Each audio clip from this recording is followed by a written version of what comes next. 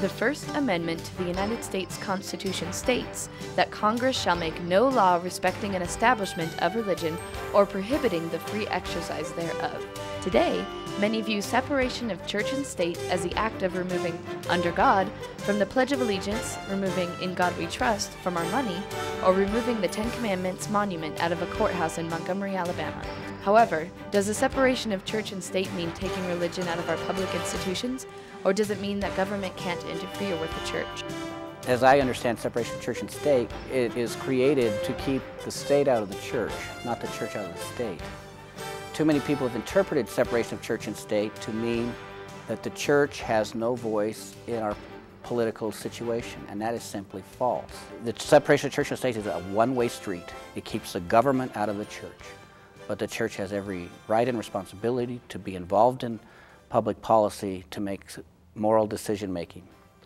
Right-wing evangelicals, I think, feel that they, because they are sure that they're right, are overlooking the part in the Constitution that says that Congress shall make no effort to establish a religion. Separation of church and state is imperative when religion gets too much power. The fanatics get in control. It's always the extremists who end up in power when you mix the two. And you get just horrific kinds of decisions. You get fascism and you get murders, and it doesn't work. I am who I am because of what I believe. The people elected me because of what I believe and the way I look at issues. You bring your atheism into this, and you bring your ultra-liberal viewpoints into this. I said, you don't keep them out because that's who you are.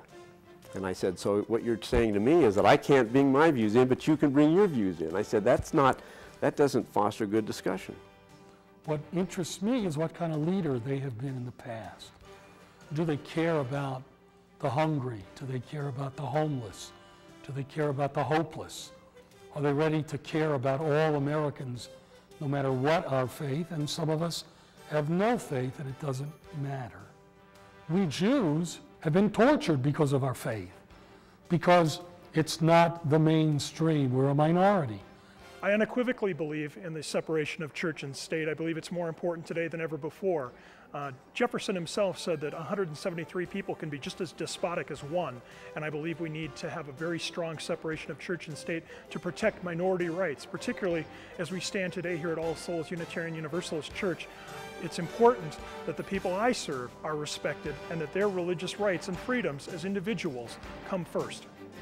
The phrase, separation of church and state, comes from a letter written by Thomas Jefferson in 1802.